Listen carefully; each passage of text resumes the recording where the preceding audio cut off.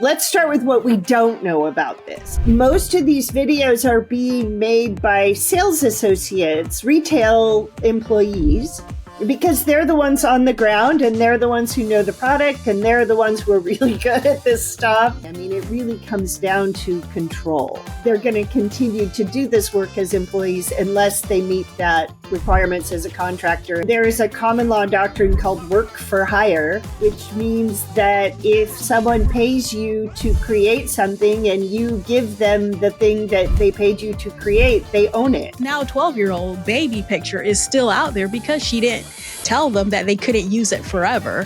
And they may be able to ask you to take it down, but it would be a contractual provision rather than a practical. If your employee films a TikTok and gets paid for it, is that a bonus or a wage law violation?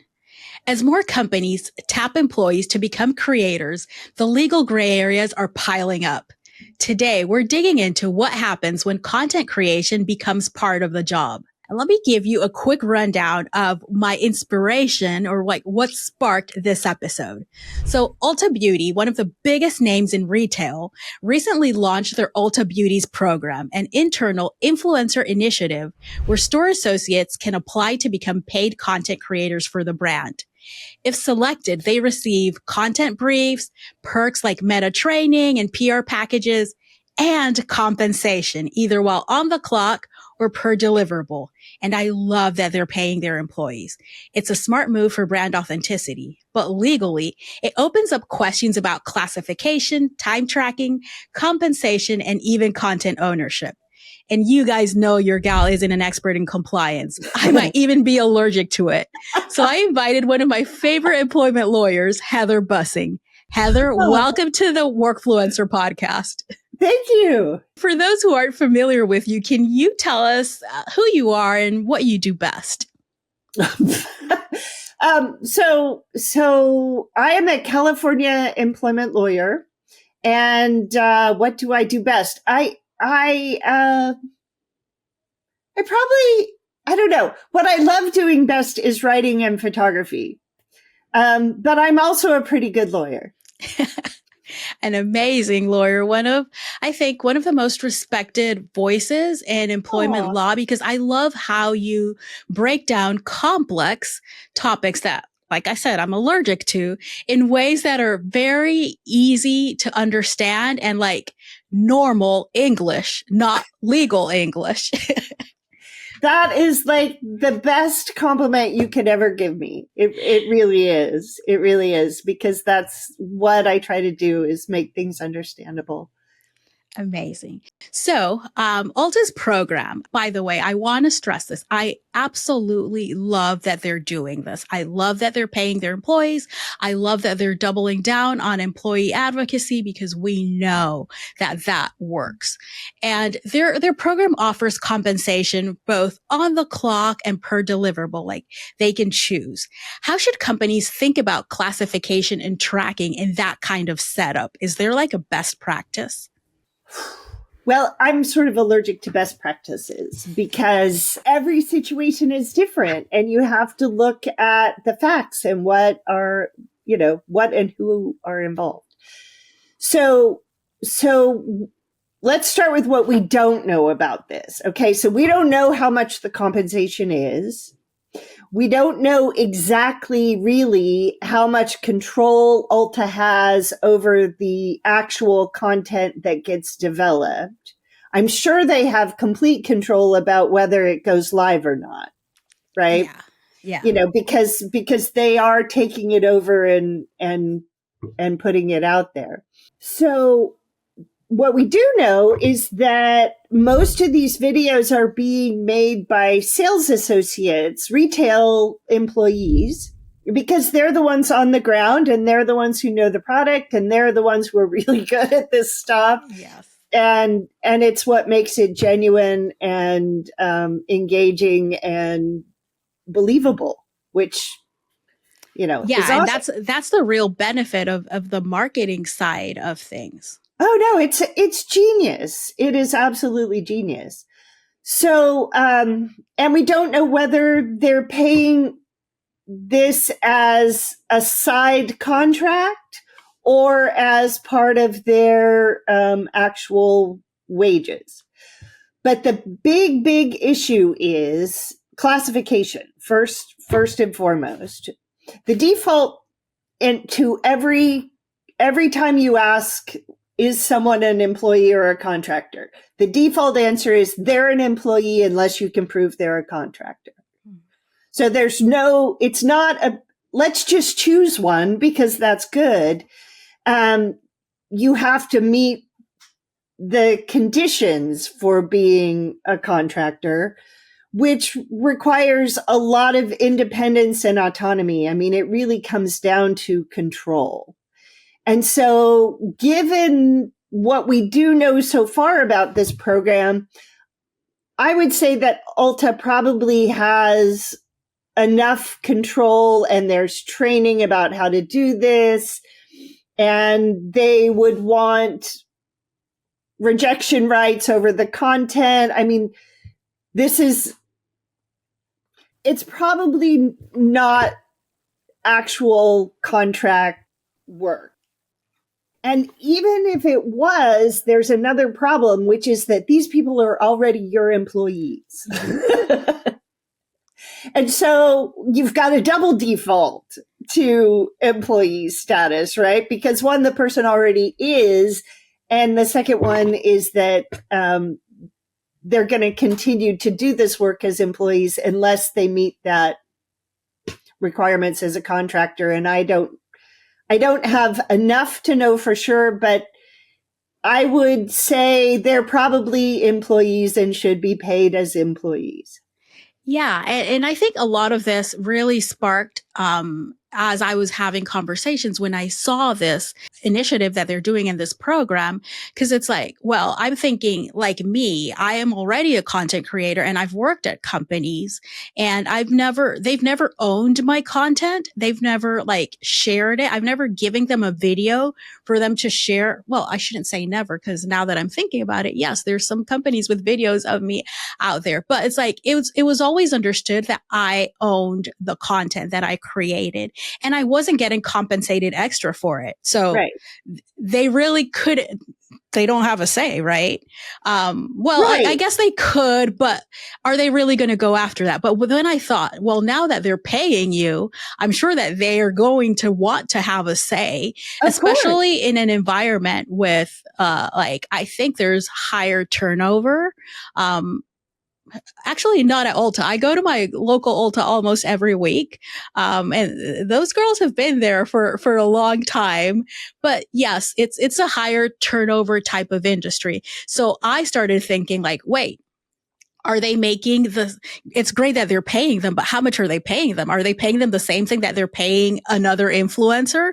Because in essence, these people are better for your brand than an influencer. Because like you said, they know the product and everything. So that's really what started. I was like, okay, all of these questions, all of these HR questions started going in my head after the initial like, this is cool. And then my other thing is most of these employees we know are non-exempt employees, right? So if they create content off the clock and it's paid per deliverable because they're able to choose if they want to get paid hourly on the clock or off the clock per deliverable. Does that raise overtime concerns? Like, how should employers handle that? Right. Non-exempt employees, in California, if you work more than 8 hours in a day, it doesn't matter how many hours you work in the week, you're entitled to overtime. And that would be true no matter whether they choose to be on the clock or they choose a flat rate per video. They're non-exempt. They're working as employees. You should track their time. And if they are entitled to overtime under your state or local law, they need to be paid overtime. So that's a huge issue. And then the second issue that you raised is who owns the content. And there is a common law doctrine called work for hire, which means that if someone pays you to create something and you give them the thing that they paid you to create, they own it. And that makes sense. If you've made it this far into the episode and you're not subscribed yet, now's a good time. Unless otherwise specified, Right. where a lot of content creators like myself and people who do this, then we go into, there's always that clause in our contracts where the rights, the usage rights and how long you get to use this and all of that. And it's like, to me, it's like, are employees being trained on this whole other world of how this works? Because, and I know from one of my early content coaches, the reason why she stresses this is because many, like 12 years ago, she had her son do a photo or something for Target, and he's still, this now 12-year-old baby picture is still out there because she didn't tell them that they couldn't use it forever, and they're Right. still making money off of that and she's not. So Right. all of these things were like, after I was like, wait, there's all of these questions. Are the employees really getting to know this? And then I'm curious on the contractor angle, right? Because if you're building your personal brand as a creator, there might be tax advantages to getting paid as 1099 instead of just having it added to your W-2. Can companies actually do that? Probably not. Um, because one, this person is already your employee. And if you start sending out documents that show that they're doing both, somebody's going to raise some questions. It's like, how does this work? And then we go back to the, is this really a contractor analysis? Um, yeah, it's, I would not do it that way for existing employees because I think you risk misclassification issues. I mean, the truth is that our state and federal governments run on payroll taxes. Mm-hmm. It is a steady form of and reliable form of cash flow, and um, they like those payroll taxes coming in. They do not want to see people going off as gig employees and contractors because they, cash flow is much weirder and there are fewer resources when you're in that position and taxes are not your priority often. And Exactly. so, things get delayed or scrabbled together at the last minute or. But that's the reality, the financial reality from the government standpoint. Yes. And these employees, they're also receiving. So the way I understood the Ulta's program, and they have a very limited description of the program online for the public, and they tell their employees you can see more in their intranet. I tried to get my BFFs at the local Ulta to show me the intranet one, and they are very well trained. Kudos to Ulta. They said, absolutely not. We cannot show you that. So kudos to them. I'll keep trying to find someone at Ulta who can tell me more about it. But what I know is that these employees are receiving content briefs and like specific deliverables, just like if it were an influencer, right? Just Right. like a freelancer. Does that level of structure impact how their role should be defined or classified at that point? Probably not, Okay. because that those factors demonstrate control rather than demonstrate autonomy. So when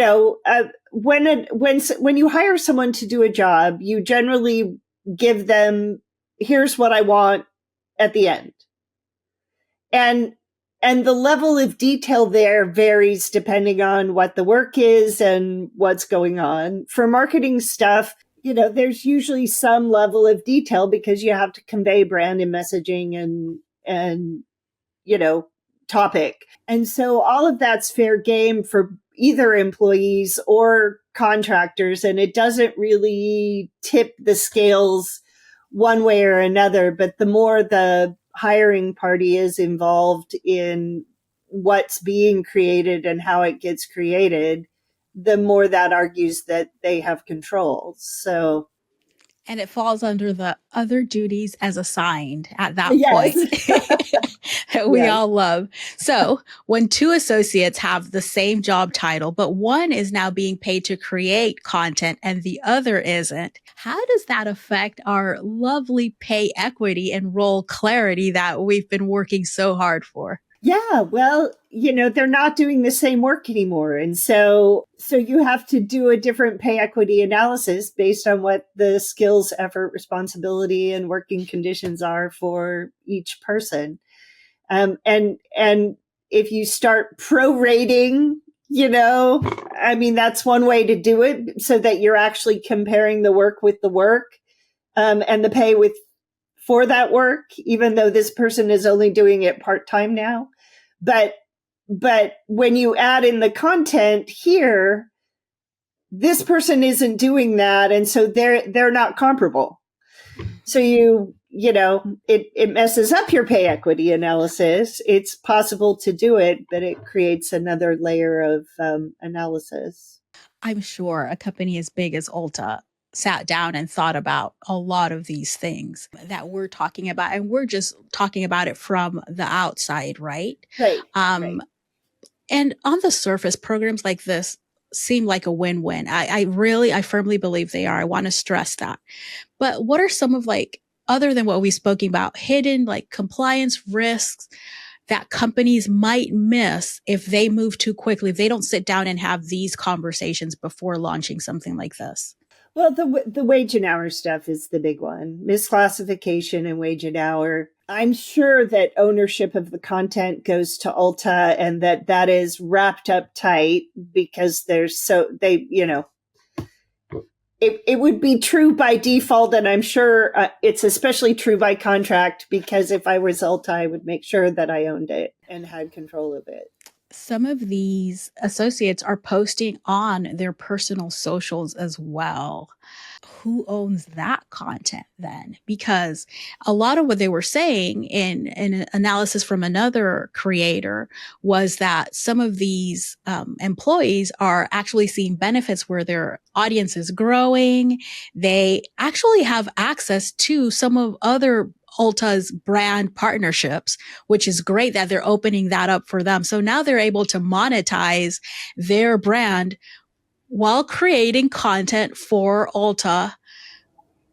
Who owns that content? Like, if you decide to leave your job, can they tell you take all of that down? Not on your personal accounts, especially if you're pretty clear that it's your personal account. But the general rule is that, yeah, you can share personal stuff on your personal account, and you can share worky stuff on your personal account, but you control what goes on your personal account. Now, you still don't own the content that you posted there. They would continue to own that, and there's probably some sort of provision in the contract about control and use of it, and they may be able to ask you to take it down, but it would be a contractual provision rather than a practical thing. And on the flip side, as an employee, because I know this has happened to me, when you leave a company and you no longer want to be associated with them for whatever reason, and now they have all of this content of yours. Quick break. If you've been thinking about starting a podcast but don't know where to begin, I've got something for you. I'm letting women in TA, HR, or employer brand take over the Workfluencer podcast for one episode. I am so excited to be able to do a podcast takeover. And I'm joining Rona Pierce today as a guest host. Rona is the creator of the Workfluencer podcast. You get a behind the scenes look at how I plan and produce everything. I handle all the editing, and you walk away with a fully edited episode, social clips, and the audio to launch your own pod if you want to. If that sounds like your kind of test drive, head over to workfluencerpodcast.com to apply. How do you recommend employees handle that, or what should they be prepared to when signing these agreements with companies? Well, employees don't have any bargaining power, except to say yes or no to whatever the contract says. And to some extent, contractors don't either. I mean, I have been in numerous conversations over form agreements, where somebody wanted a consultant to have $10 million worth of liability insurance, in case somebody tripped and fell during their presentation. I mean, it's like crazy. So hopefully the contracts are thoughtful, and have considered some of these things like time. You could ask that your content no longer be used after X amount of years. So that would be one way that employees could limit it. And I know that employees don't have like true bargaining power, but I do think there's ways, especially when companies are reasonable. And I think a company doing this already and offering to pay is already a reasonable company. I think there are ways where employees could, like you said, say like, okay, let's decide how long this content can be out there and just learn from what influencers are doing, because yes, people make money off of this content that you create, and you should be compensated for that. And there are different ways, and the creator economy is growing, and there are different ways, but there are people who get paid a ton of money up front, and that means the company can use it forever and ever. There are people who get paid less up front and have maybe an affiliate link and keep making money off of that forever and ever as long as it's used. And there are people who get paid mid amounts for them to use it for a defined period of time. And if they want to keep using it, they have to keep paying you for extending the contract. So I think a reasonable company would be able to come to an agreement with an employee of like, which one of those three areas do we fit in? Are we paying you a whole lot up front and we own it, which is an investment? So I think employees should be able to have those conversations. Do you agree? I do agree. And, if what you're thinking about is doing content creation going forward, in your next iteration, it's important to think about, well, am I going to want these things in my portfolio? Am I going to want to use them? And in those cases, you want to make sure that you have a license to use it that is not restricted or is restricted in a way that you can live with. And it's worth reading up on copyright and license and all intellectual property stuff. It's complicated because these laws were designed for an analog reality, where there are limited copies and limited production and distribution. And that's not our reality anymore. We have unlimited copies and production and distribution, and nobody can control where things end up. So it's tricky. Do you see those laws changing anytime soon? Or does something like really big have to happen so that then there's this precedent in this big case? Yeah, well, something really big is happening, which is AI is eating everything, and things are getting recycled in ways that may not be fair use. So, and there are companies that are deriving tremendous monetary returns having used all of this copyrighted material for training data. And so that's going to be a big deal. And we're starting to see AI break IP law, and it was inevitable. Yes. The minute the Xerox machine was invented. I mean, now that you put it that way, it's actually true. And I'm remembering some things that have happened that I've experienced in my life where it's like, ooh, yeah, people are making photocopies of someone's entire book. because the book isn't available. I remember that happened once at college, and I was like, Professor, I don't think this is a thing that's supposed to be happening. I was that person. Yeah. But with AI, I mean, that's literally what they did. They went and they got your information that's all out there because we were all very happy putting it all out there. AI was trained on that information, and now new things are being created based off of that information that no one paid you for, and it wasn't really owned by them. So yeah, I agree with you. Big things are already happening. I guess we'll see. Yeah. And what constitutes a transformation under those circumstances? I mean, nobody knows. Nobody knows. And so it's going to be a fascinating thing to track. And there has to be some sort of happy medium because, like the record industry has been unbelievably aggressive in protecting its rights and dividing its rights into multiple royalty streams. And to some extent that's gone too far. And then copyright, is in the United States Constitution. It's actually in the Constitution, but it says it's for a limited time. And Congress keeps extending that time. And so is it really forever, or is it practically forever, or, where do we draw the line? And these are policy and, equity questions. What is fair under the circumstance? Who's creating what value are they providing at that point?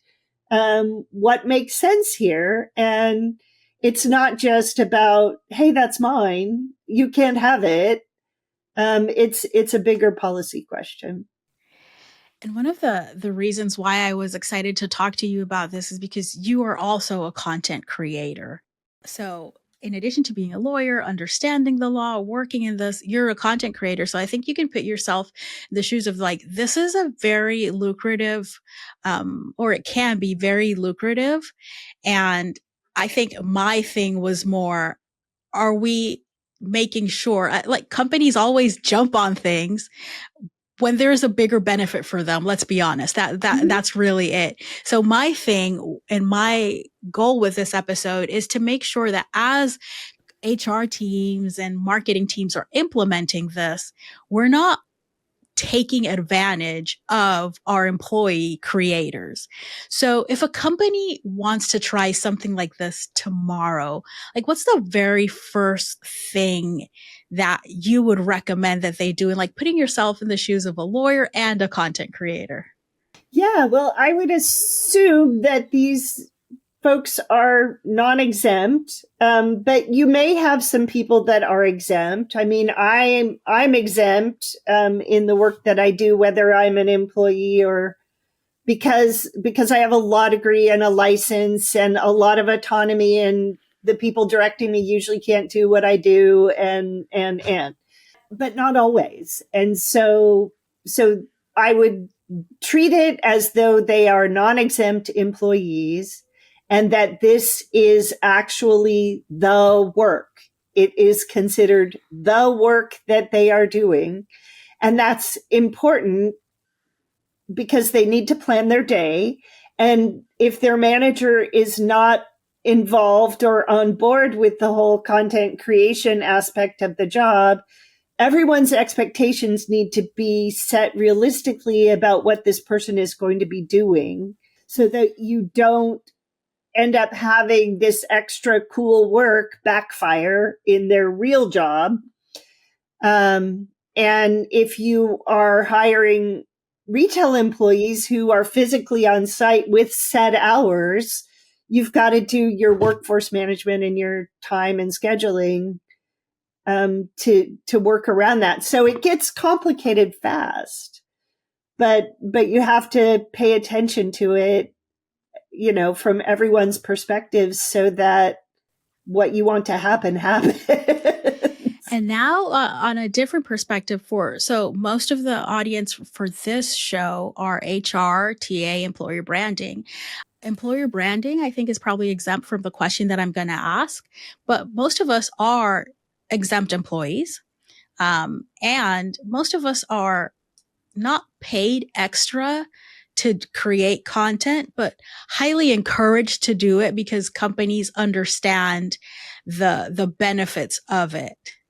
How should we go about that? Should we be asking as TA and HR people to be compensated for this? Should this be part of our job? Yeah, I mean that's a conversation, but anywhere that you can show that you are bringing value and actually put money numbers on that is a very persuasive argument for more money for you because you're creating it. And it should probably be part of your salary. If you're non-exempt, you could also pay it as a flat fee extra thing, without worrying about overtime or the hours spent. So you could do it either way with exempt employees. But those are the issues. And then you have to really sit down. Anytime you change something that people are doing, you have to sit down and think about what is the work, what counts, what doesn't count, because you can't ask people to do extra stuff and then penalize them because they're doing it. Yes. Yes. And it's funny. I think my HR brain went this way because not only mine, right? Other people have these questions of like, oh yeah, this is very cool that they're paying their employees, but what happens here? And like a lot of people use this type of conversation as a way to justify not paying their employees extra for this because it's too complicated and can get in muddy waters. And I think we need to move away from that and actually compensate people for anything extra that they're doing. And if it becomes part of the job, yes, pay extra for that too, because a recruiter who doesn't post or create content and a recruiter who does shouldn't be the same job. At that point, I think you should get into recruiter 1 and recruiter 2 or whatever you want to call it. And that's reasonable. I mean, that's reasonable if that's what the expectation is and that's what the work is and that's what the person is doing and you can see the benefit, and it proving your value, is the job of every single employee. And there are lots of ways to do that. And we don't think about it because we think that if we just show up and do a good job and work hard, someone will notice and we'll get more money. And that is not how it works. That's not true. That is absolutely not how it works. And I love that you called it out. It's something that I've said because I think from experience, I thought that at the beginning, I would be like, yes, if I do this, this, and this. And it's like, no, that's not how it works. I learned early on in my career that if you want more money, you have to open your mouth and say, you want more money. There's literally only been one job I've ever had where I constantly got raises when I did new things that weren't prompted by me. But It was because I had an amazing, amazing CEO. Shout out to George if you're listening to this, who literally would see, oh, Rona's doing more. We have to give her more money. Also, I think I came in at way less than what he expected to pay me. So that's why he could keep giving me extra money all the time. But in most cases, you don't get paid more for doing more without asking for more. So I've enjoyed this conversation. It's a little different from the typical episodes for Workfluencer, but I think it's a conversation that was worth having as people try to implement these programs. Is there anything that I haven't asked you that you think listeners should know? No, I mean, I'm right there with you though. I think these are amazing opportunities and you just have to do it right. It's not that hard. It's not that hard. And if you're dealing with non-exempt employees, track their time and make sure you're paying overtime and you'll be fine. Exactly. It's literally that simple. Where can listeners connect with you? The best place to find me is on LinkedIn. It's Heather Bussing, Bussing. I think there's only 2 of us in the United States. And the other one has to be really mad at me because I've captured all the domains and usernames. That is amazing. So I'll continue having this conversation around compensation for employee advocacy programs.